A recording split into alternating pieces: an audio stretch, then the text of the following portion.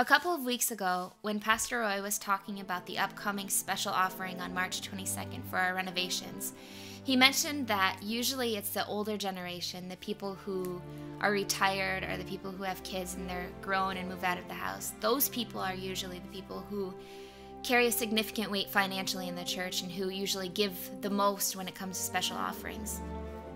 Well, after that day, God dropped something in my heart. I ended up emailing Pastor Roy because I felt like I disagreed. Now, generally it is the older people who give more because they're just able to. They're in a season of life that they're able to. But God dropped it in my heart that I really feel like for this renovation and this special offering coming up on March 22nd, that it needs to be us younger people, the 20s, the 30s, that range of people. I'm in that group of people who are raising their kids, are thinking about starting families like my husband and I are.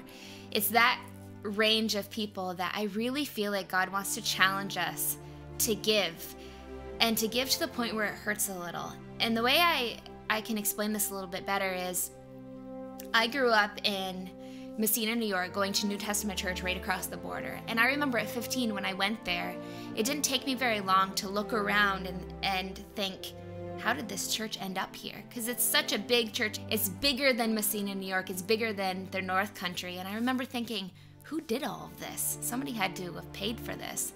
And then I ended up meeting some of the older couples, the real pillars of the church.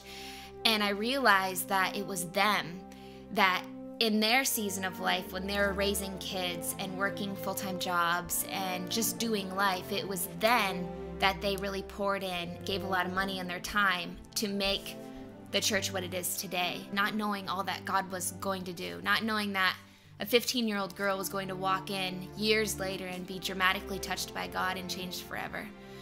So I guess I really just want to challenge you younger people, people of my generation, to pray and ask God if there's a certain amount that He wants you to give, and really think about our future kids, the people coming behind us.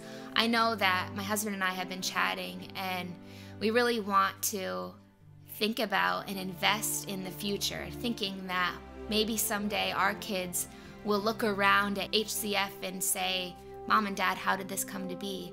And I want to be able to say, well, I'm glad you asked. Mom and Dad gave a lot of time and money and not really knowing what God was going to do, but believing that He was going to do big things.